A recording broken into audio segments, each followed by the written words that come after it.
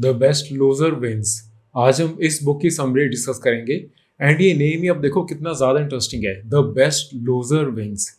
Best loser wins मतलब जो सबसे अच्छी तरह जो हारेगा, विच बेसिकली मीन्स जो अपना स्टॉप लॉस बहुत अच्छे से लेगा, जो अपने लॉस को बहुत अच्छे से एक्सेप्ट करेगा, वही इस ट्रेडिंग की गेम में जीत सकता है। ये बुक का जब मैंने देखा तो ये रिकमेंडेशंस में आई थी मेरे को, एंड मैंने started reading this book, immediately मुझे समझ आ गया कि ये बुक मेरी वन ऑफ द फेवरेट्स होने वाली है। Trading in the zone and the discipline trader, ये ट्रेडिंग साइकोलॉजी की बुक्स हम काफ़ी लोगों को, हम सबकी फेवरेट है। बट अगर आपने एक बारी बेस्ट लूजर विंस ये बुक रीड कर ली, लिटरली ये आपकी फेवरेट बुक बन जाएगी on the trading psychology thing.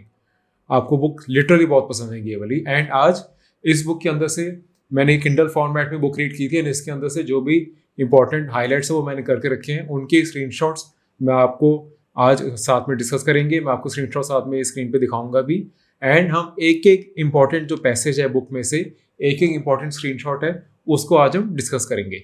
So the first one is, for every hour you spend on technical analysis you must set aside at least 25% of that time for what I call internal analysis. You need to know what your weaknesses are, you need to know what your strengths are, you need to know what you are good at, and you need to know what you are not good at.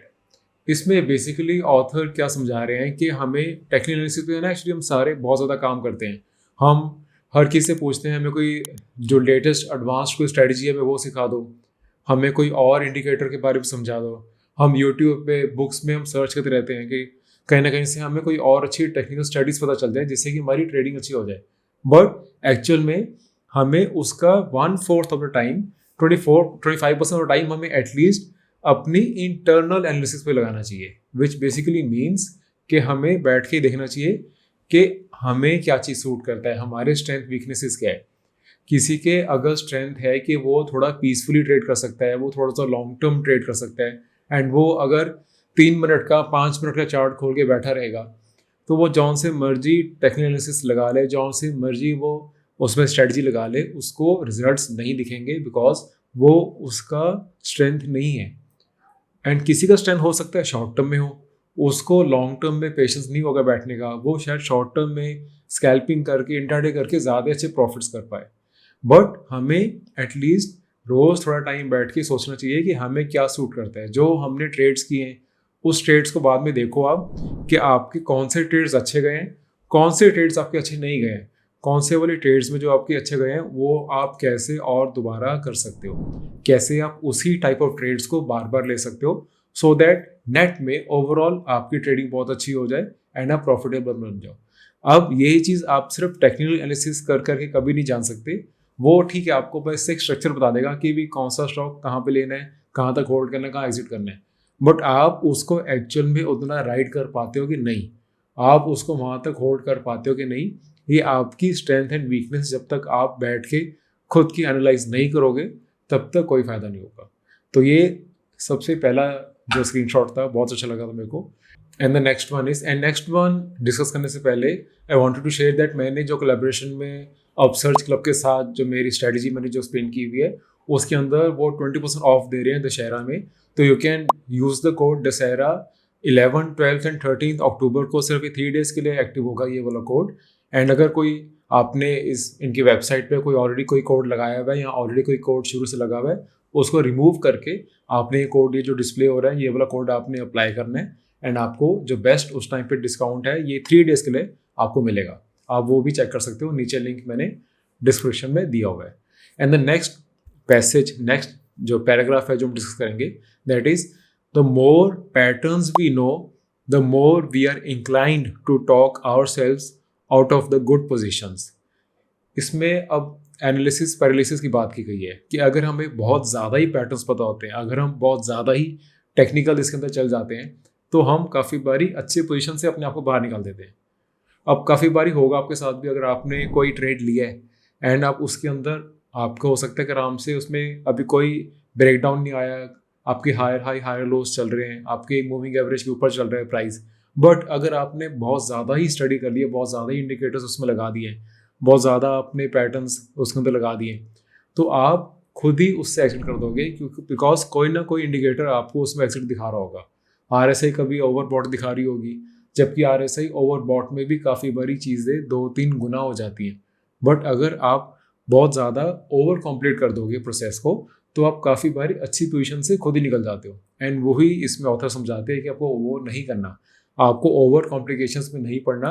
आपकी strategy जितनी simple होगी उतनी ही easily आप उसको लंबे time तक ride कर पाओगे। तो next one is, as long as I have stop loss in place, I am fine to join a momentum move, even one that has been moving on for a while. तो इसमें ये चीज़ को मैं भी बहुत अच्छे से फॉलो करता हूँ, बहुत अच्छे से मानता हूँ। काफ़ी लोग काफ़ी बारी एक अच्छी पोजीशन में एंटर नहीं कर पाते, एंड उनका टिपिकल एक रीज़न क्या होता है, यार ये तो पहले इतना चल गया और कितना चलेगा।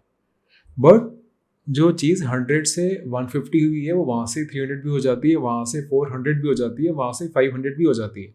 अगर आपको एक अच्छे रिस्क टू रिवॉर्ड रेशियो में चीज़ मिल रही है, अगर एक चीज़ बहुत अच्छी लाइफ हाई पे है, ऑल टाइम हाई पे है, वहाँ पे उसके बाद एक बेस बनाता है, वो बेस बना के दोबारा ब्रेकआउट देता है, तो उसके अंदर स्ट्रेंथ है, मोमेंटम है और ऊपर जाने की।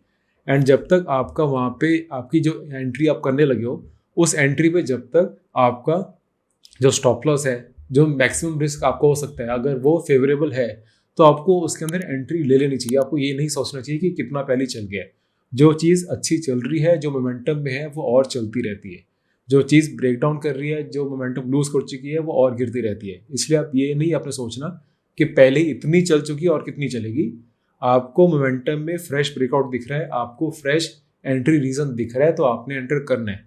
ये पॉइंट बहुत वैलिड है। एंड आप खुद देखो, काफ़ी स्टॉक्स आपने छोड़ दिए होंगे सिर्फ इस रीज़न से कि यार बहुत चल गए और कितने चलेंगे, एंड उसके बाद भी वो चलते रहे।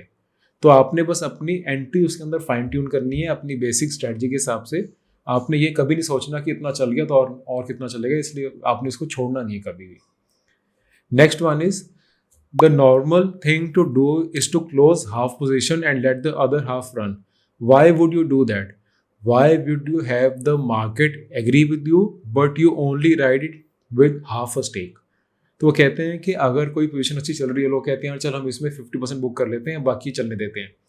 बट ऑथर समझाते हैं कि अगर आपने कोई एनालिसिस की है, अगर आपके वो एनालिसिस आपके फेवर में चल रहा है, आपका स्टॉक मोमेंटम में अच्छा चल रहा है, तो उसको आपने हाफ क्यों बुक करना है? उसको पूरी पोजीशन से रन करने दो। इनफैक्ट अगर हो सकता है उसके अंदर मैं कहूँगा पिरामिडिंग करो, उसके अंदर और पोजीशन ऐड करो।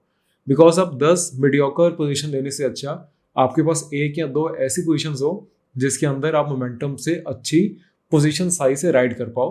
वो आपके पोर्टफोलियो को काफ़ी अच्छा मूव कर देंगे, इंस्टेड ऑफ 10 और 12 मीडियोकर पोजीशंस जो कि बहुत स्लो चल रही है। एक बारी आपने अच्छी एनालिसिस करी है, वो स्टॉक आपके फेवर में चल रहा है, अच्छी तरह चल रहा है, उसके अंदर आपको बार बार ढूंढनी चाहिए कि यहाँ पे मैं कहाँ पे और ऐड करूँ, यहाँ पे मैं कहाँ पे और पोजीशंस अपनी ऐड कर सकता हूँ, कहाँ ऐसे मैं ऐसे अच्छे स्टॉक्स में अपने स्टेक कैसे बढ़ा सकता हूँ। ना कि ये सोचूं कि यार मैं इसमें से कैसे निकल जाऊं। अगर हम हाफ पोजीशन निकल रहे हैं उसमें से, हम लिटरली उसमें हम फियर से हम सोच रहे हैं कि यार जो हमारा प्रॉफिट है वो चलना चाहिए, इसलिए हम उसमें बुक कर लेते हैं। हाफ पोजीशन क्या, ज़्यादातर लोग उसमें पूरा बुक कर लेते हैं। 5-10% की मूव आती है, लोग सोचते हैं कि यार बस इसको किस तरह बुक कर लो। तो ये मिस्टेक हमने नहीं करनी है। ऑथर ने भी ये पॉइंट बहुत अच्छे से यहाँ पे समझाया हुआ है। Next important paragraph is, it is vitally important you don't think too much about the outcome of one trade, but rather the outcome of 100 trades. ये सेम पॉइंट मार्क डगलस की बुक ट्रेडिंग द जोन में भी उन्होंने भी समझाया हुआ है कि हम एक्चुअली एक ट्रेड को जब डालते हैं उससे इतना ज़्यादा इमोशनली अटैच हो जाते हैं कि हम उसके आउटकम पे बहुत ज़्यादा अपने आप को इन्फ्लुएंस कर देते हैं कि अगर वो हमें लॉस दे रहा है एंड उससे पहले हम उससे इतना ज़्यादा इमोशनली अटैच हो चुके हैं, तो हमें लगता है यार अब इसमें लॉस नहीं लेना। हमने स्टडी की है, सब कुछ किया है, इतना अच्छा हमने सब चार्ट देख के या फंडामेंटल स्टडी देख के हमने इसमें एंट्री करी थी। अब उसके बाद ये लॉस दे रहे हैं, नहीं, या रुक जाते हैं, थोड़ी देर और रुक जाते हैं, शायद थोड़ी देर बाद ही रिवर्स हो जाएगा, अच्छा चल जाएगा। तो आपने ये गलती नहीं करनी है। ऑथर भी यहाँ पे यही समझा रहे हैं। आपको हमेशा ये सोचना है जो आपने अभी जो नेक्स्ट ट्रेड डाला है, this one trade is just 1 out of the 100 trades और 1 out of the 1000 ट्रेड्स जो आप लोगे। इनफैक्ट एक ही महीने में अगर आप 10 15 20 ट्रेड लेते हो उसमें से एक ट्रेड है, एक साल में अगर आप 200 300 ट्रेड भी लेते हो तो उसमें से ये सिर्फ एक ट्रेड है। तो आपने हर ट्रेड के बारे में इतना ज़्यादा इमोशनली अटैच नहीं होना, वो आपने समझना है कि ये प्रोबेबिलिटी गेम है। एक ट्रेड जो आपने करा है वो सिर्फ एक ही ट्रेड है आपके अगले आने वाले 100 1000 ट्रेड्स में से। तो हर एक ट्रेड के आउटकम से अपने आप को इतना ज़्यादा अटैच आपने नहीं करना है।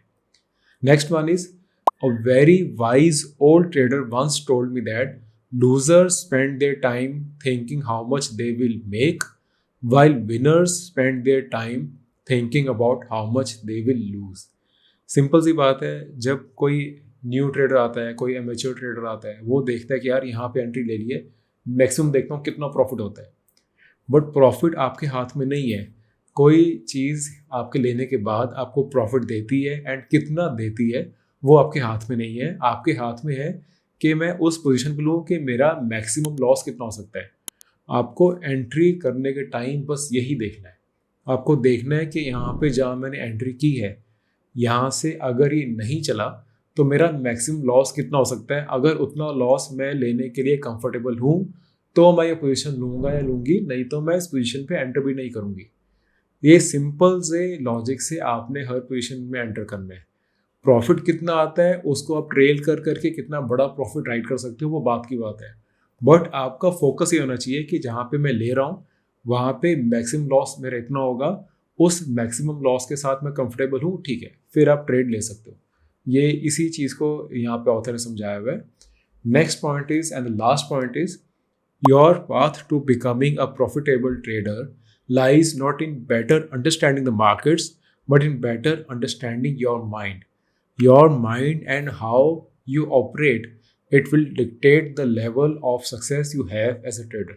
ये जो हमारा सबसे फर्स्ट पॉइंट था, काइंड ऑफ वही चीज़ यहाँ पे ये रिपीट हो रही है कि आपने बहुत ज़्यादा मार्केट्स को अंडरस्टैंड नहीं करना है। मार्केट्स एक ऐसा बीस्ट है जिसको कोई अंडरस्टैंड नहीं कर सकता।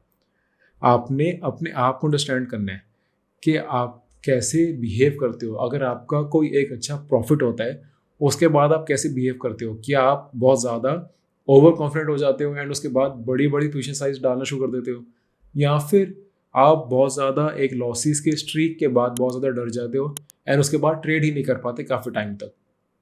तो आपने अपने आप को समझना है, अपने माइंड को समझना है, आप कैसे बिहेव करते हो, उसके पैटर्न को समझ के उसके अकॉर्डिंगली ट्रेड करना है। आपने सिस्टम बनाना है कि कैसे आप अपने माइंड के अकॉर्डिंग कैसे ट्रेड करो कि आप कंफर्टेबली ट्रेड कर पाओ, आप इसको फुल टाइम लॉन्ग टाइम के लिए कल इसके अंदर चल सको। तो उसके लिए आपको मार्केट्स को नहीं समझना, बार बार आपने अपने आप को समझना है। तो ये सारी गेम ही साइकोलॉजी की है एंड ये सारी की सारी बुक ही साइकोलॉजी की बहुत अच्छी बुक है, आपको रीड करनी चाहिए। मैंने बस इसमें जो मुझे जो एक फ्यू जो इंपॉर्टेंट पॉइंट्स लगे थे वो मैंने यहाँ पर डिस्कस करे, बट आपको ये बुक रीड करनी चाहिए। अगर आपने ऑलरेडी बुक रीड की है, इसमें से कुछ इंपॉर्टेंट कुछ आपको जो अच्छा लगा था वो आप नीचे कमेंट्स में बताओ, या फिर आप किसी और बुक से आपको कोई और अच्छा पॉइंट लगा है तो आप कमेंट्स में आप कंट्रीब्यूट कर सकते हो। बाकी लोग भी कमेंट्स रीड कर सकते हैं, उनको भी अच्छा लगता है अगर आप कुछ अपना फीडबैक देते हो। एंड अगेन वंस अगेन आप अपसर्च क्लब में जाके दशहरा जो यूज़ करके वो कोड यूज़ करके आप उसके अंदर जो मेरा 11 12 13 को जो ऑफर इनका स्पेशल चल रहा है वो आप यूज़ कर सकते हो। एंड उसके अंदर मैंने बहुत ही सिंपल स्टडी एक्सप्लेन करी हुई है कि आपने कोई स्टॉक कहाँ बाय करना है, उसको कहाँ तक होल्ड करना है, कहाँ एग्जैक्टली एग्जिट करना है, वो सारा बहुत सिंपली आपको पता चल जाएगा। इस स्ट्रैटेजी के बाद लिटरली आपका टेक्निकल पार्ट ऑफ ट्रेडिंग बहुत ईजी हो जाएगा। And psychology part of trading के लिए मैं आपके लिए ऐसी वीडियोस लाता रहता हूँ। आई मेक श्योर मैं हर हफ्ते में 2 वीडियोस आपके लिए ऐसे लाता रहूँ।